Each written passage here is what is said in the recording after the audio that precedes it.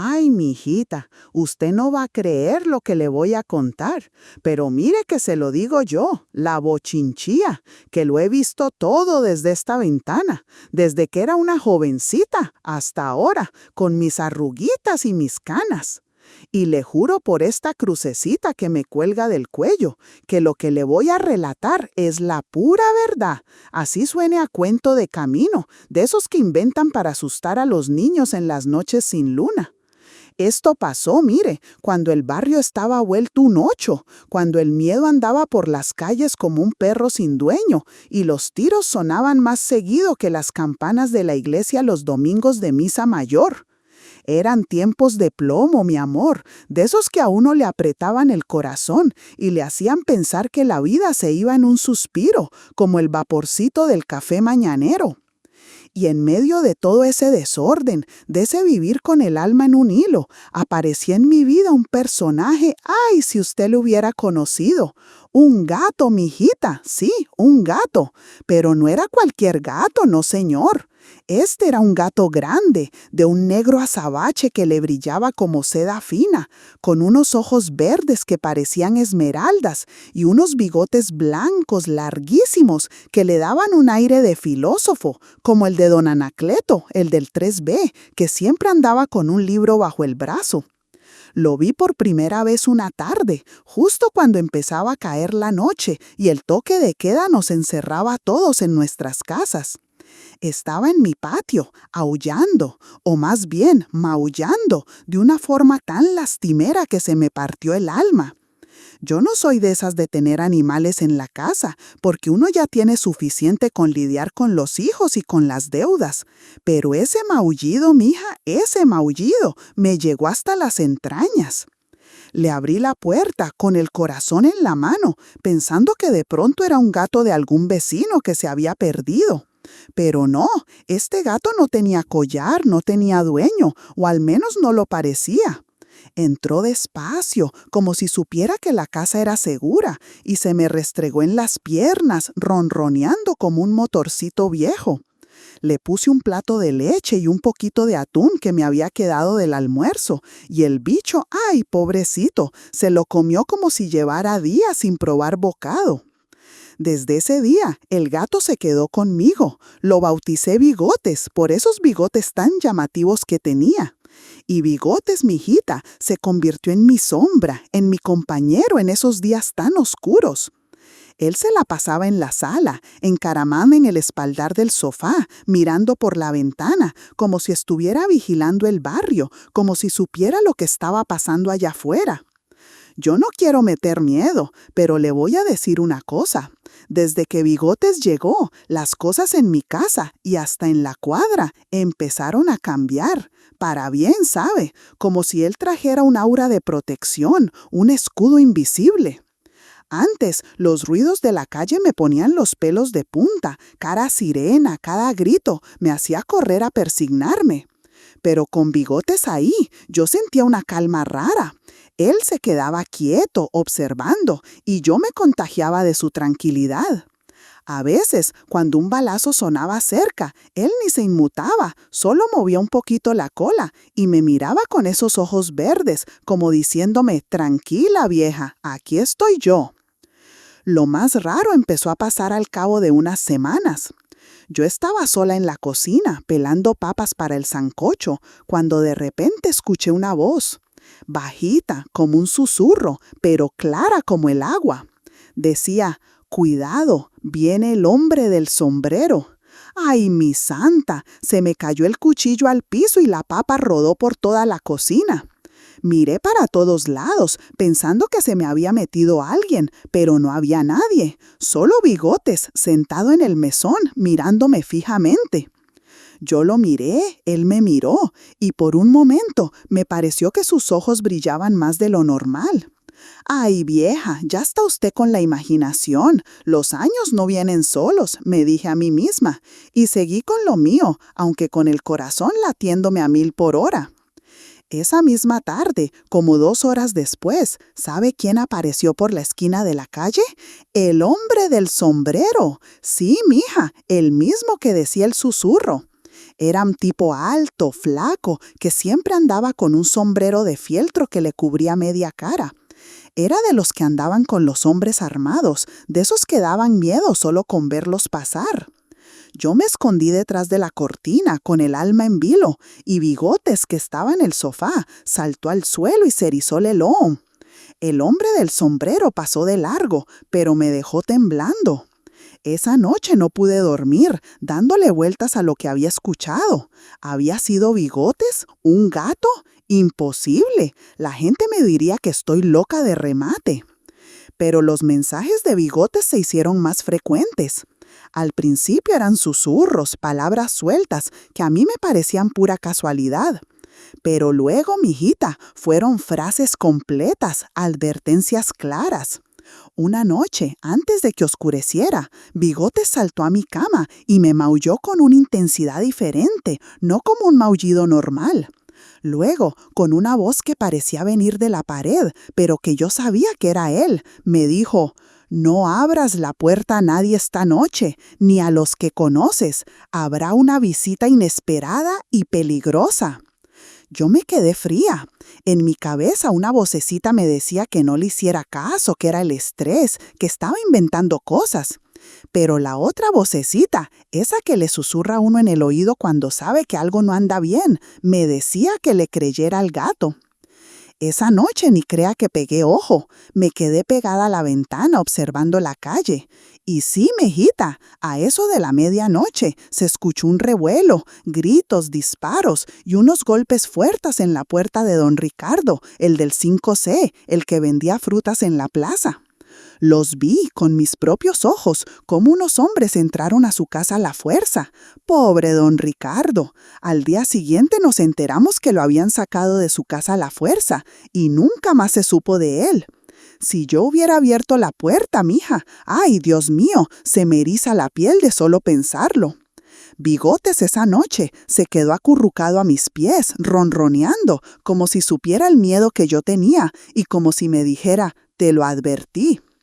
Así fueron pasando los meses. Bigotes se convirtió en mi oráculo personal, en mi ángel guardián. Él me avisaba cuando el ejército iba a hacer operativos en el barrio y yo escondía las poquitas cosas de valor que tenía. Me avisaba cuando había peligro de saqueos y yo me atrincheraba en mi casa con la puerta bien cerrada. Me avisaba hasta de las lluvias torrenciales que podían causar desbordes del río. Siempre con esa voz, que no era exactamente de gato, pero tampoco era de humano, una voz que me calaba los huesos y me ponía la piel de gallina. Yo no le contesto a nadie, ¿sabe? ¿Quién me iba a creer? Me iban a llevar derechito al manicomio, pensando que la guerra me había trastornado la cabeza. Solo yo y Bigotes conocíamos nuestro secreto. Él me hablaba y yo le escuchaba. Él me protegía y yo lo consentía con el mejor atún y la leche más fresca. Pero no todo fue advertencias de peligro. Bigotes también me hablaba de cosas buenas, aunque menos frecuentes en esos tiempos tan difíciles. Una mañana, cuando yo estaba más triste que un perro sin amo, porque no tenía ni para el pan, Bigotes saltó al mesón de la cocina y me dijo: «La caja de zapatos, busca bien». Yo lo miré extrañada. ¿Qué caja de zapatos? De repente, me acordé de una caja vieja que había guardado hacía años en el fondo de un armario, llena de cosas viejas de mi difunto esposo. Fui a buscarla sin mucha esperanza. Y mija, ¿sabe qué encontré? Unos billetes enrollados en una tela vieja, lo que me había dejado mi esposo para una emergencia y que yo había olvidado por completo. No era mucho, pero era suficiente para pasar la semana, para comer caliente y no acostarme con el estómago vacío. Gracias a Bigotes. Me puse a llorar de la emoción y el gato se me restregaba en las piernas ronroneando, como si estuviera feliz por mí. Una vez, la hija de la que vende empanadas, la Clarita, se perdió. La buscaron por todo el barrio. La gente estaba desesperada, llorando por las esquinas. Nadie sabía dónde estaba la muchachita. Yo, con el corazón apretado, le pregunté a Bigotes casi sin esperanza si sabía algo. Él me miró, se estiró en el suelo y con esa voz tan particular me dijo: En el pozo viejo, cerca de la guadua más alta. Está asustada, pero a salvo. Yo me quedé pasmada. El pozo viejo estaba abandonado, lleno de maleza. Nadie se atrevía a ir por allá. Pero mi intuición, esa que le decía a uno haga caso, me impulsó a ir. Le dije al hijo de don Álvaro, el que siempre me ayuda con las compras, que me acompañara. Llegamos al pozo, con el alma en vilo. Y sí, mijita, ahí estaba Clarita, metida en el fondo del pozo seco, asustada, con frío, pero viva. La sacamos, y la mamá de Clarita, cuando me abrazó, me preguntó cómo la había encontrado. Yo, claro, me inventé una historia, que había sentido una corazonada, que el pozo me llamaba. ¿Cómo les iba a decir que un gato me lo había dicho? Me encerraban. Así fueron pasando los días, los meses. La guerra seguía, implacable, pero mi vida, de alguna manera, se sentía más segura, más guiada, gracias a Bigotes. Él era mi secreto, mi confidente, mi guía en medio del caos. A veces yo le hablaba, le contaba mis preocupaciones, mis miedos, y él solo me miraba con esos ojos profundos, como si me entendiera. Pero, como todo en esta vida, lo bueno no dura para siempre, ¿verdad? El fin de la guerra, o al menos la calma que le siguió, trajo consigo una tristeza inesperada. Un día Bigotes, que siempre había sido tan activo, tan vigilante, se empezó a poner raro. Dejó de comer, se la pasaba acurrucado, no quería salir al patio. Sus ojos, antes tan brillantes, se veían apagados. Yo lo llevé al veterinario, el doctor Camilo, el hijo de la doña Eulalia, la que vende tamales. Él lo revisó y me dijo que era la vejez, que el gato ya estaba muy viejito y que su hora estaba llegando. A mí se me partió el alma. ¿Cómo iba a vivir sin sus advertencias, sin su compañía, sin esa voz que solo yo escuchaba? Los últimos días de Bigotes fueron muy dolorosos. Yo me quedaba a su lado, hablándole, acariciándolo. Y él, en sus últimos momentos, me maulló con una intensidad que nunca había escuchado, como si estuviera despidiéndose. Y luego, mijita, esa voz que tanto me había guiado, esa voz que me había salvado tantas veces, me habló por última vez.